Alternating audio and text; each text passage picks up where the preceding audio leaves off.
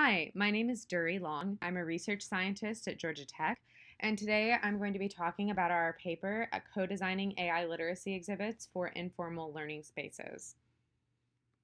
AI technologies are becoming increasingly integrated into all different aspects of our everyday lives, and in order to make sense of our interactions with these AI technologies and to understand the decisions they are making for us or suggestions they are making to us, it's important that we have basic AI literacy.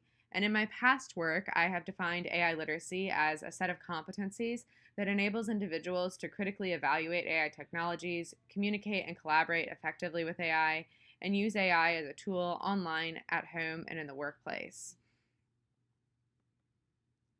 In this paper, we asked the question, what role can informal learning spaces play in fostering AI literacy? And we're interested in informal learning spaces like science centers and museums because they have historically played an important role in public science communication. And they've also been sort of under-focused on in the research on promoting AI literacy, which is focused mostly on formal learning spaces such as classroom environments. More specifically, the research question we ask is, how can embodiment, collaboration, and creativity be used in museum exhibits to encourage interest development in and learning about AI? And this is sort of a broader question that extends over a larger project than is covered just in this paper, but we sort of do an initial exploration into this question in this paper. And the reason that we focus on embodiment, collaboration, and creativity specifically are because we found that they are particularly well suited for use in museum spaces and that they also show promise for engaging learners in learning about AI.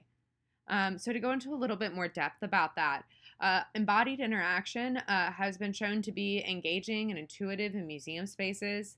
It can aid in concretizing abstract concepts like AI and has been used successfully in certain AI education contexts. Collaboration, we focus on because particularly in museum spaces, learning is a social process, and we were focused specifically on family group learning in this study, and so collaboration was a particularly important design feature. And we are also focused on collaboration because it's been shown to be a potential inroad for learning about computing and engaging learners in learning about computer science. And finally, we use creativity as a central design consideration, also because it's been shown to be an effective inroad for engaging learners in introductory contexts and learning about computing. And also because open-ended creative interactions in museum spaces have been shown to foster prolonged engagement with exhibits and can lead to personally relevant meaning making. The methodological approach we take to our research in this paper is a design research process, which is a process of sort of making artifacts and testing them and exploring research questions through the construction of artifacts. And so this is embodied in this paper through we engage in low fidelity prototyping, developing a variety of paper-based and sort of low fidelity technology-based prototypes of exhibit ideas. And we also conduct a co-design workshop with stakeholders.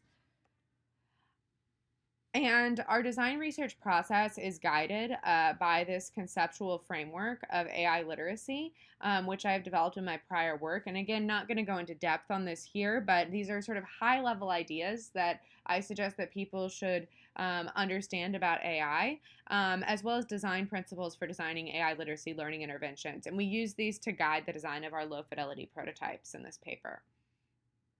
So to provide an overview of the types of low fidelity prototypes that we developed prototypes that explored concepts such as sensors and asked learners to use knowledge of their own bodies to engage with sensors and consider how sensors related to their own human senses. We asked learners to engage in learning about AI reasoning processes, such as considering biased training data and how that might affect the outcome of a neural network, as well as considering knowledge representations, sort of in a more symbolic knowledge representation, like semantic networks. We also created a prototype of an activity that took an existing co-creative AI system and augmented it with visualizations and text interfaces to try to make it more explainable so that learners could engage in a process of learning through doing as they interacted with this system. So this is just an overview of the many different types of prototypes that we developed. And we presented these prototypes in a workshop that we conducted. And we conducted this workshop at the Museum of Science and Industry in Chicago, which is a large science and technology museum in the Midwestern United States. And we conducted the study before COVID, so it was an in-person study that we held in a workshop room at the museum. For the study, we recruited 6 different family groups for a total of 24 participants. Of those participants, 11 were kids aged 4 to 16. Most of those kids were ages 6 and up. And 1 museum team member also participated in the study. So again, we were focused on stakeholders, and in our case, in this situation, stakeholders were family groups who typically visit museums, as well as museum staff members. And the family groups were recruited from a museum mailing list for families that had visited the museum previously. The workshop was structured in 3 stages. In the first stage, we engaged learners in sort of a brief introduction to AI. In the second stage, we asked learners to provide feedback on exhibit prototypes. And finally, we engaged learners in a design activity to generate new ideas for museum exhibits. So in the first stage, we had sort of a 2-page introductory activity where we asked learners questions about sort of their initial impressions of AI, and to circle feelings that they had about AI. We also asked learners to use a card deck to identify different AI technologies that they'd used in the past. And on the third page, we asked learners to create an imaginary AI, also using a card deck to explore how to create an AI using a combination of inputs, an algorithm, and an output, and then to describe what their AI did. We then asked learners to cycle through stations with different prototypes that we developed, and they spent about 10 to 15 minutes at each station and provided feedback on their interactions.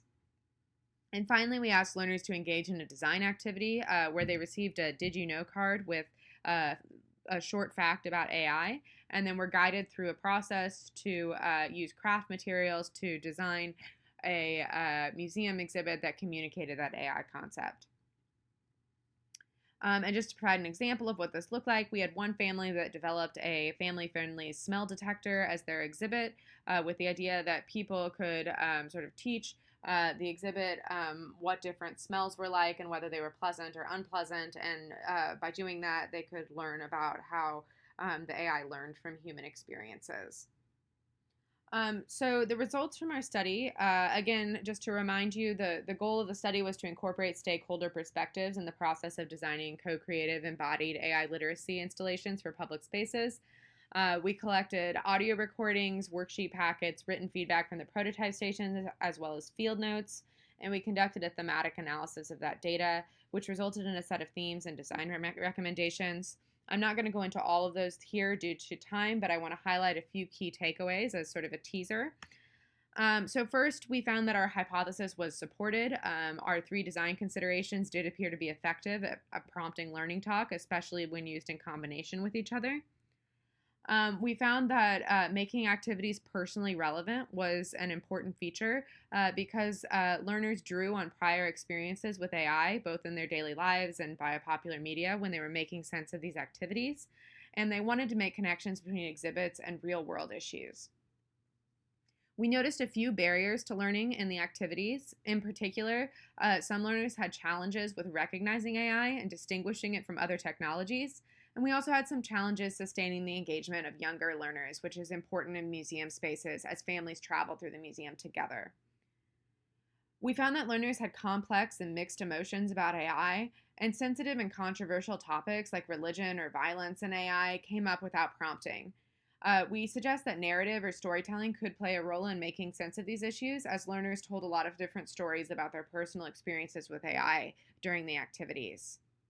And finally, we found that these low-tech activities generated learning talk, but participants wanted to interact with more technology in the future. Thank you so much. Please let me know if you have any questions, and I would also refer you to this AI Unplugged website for the materials that we used in the study.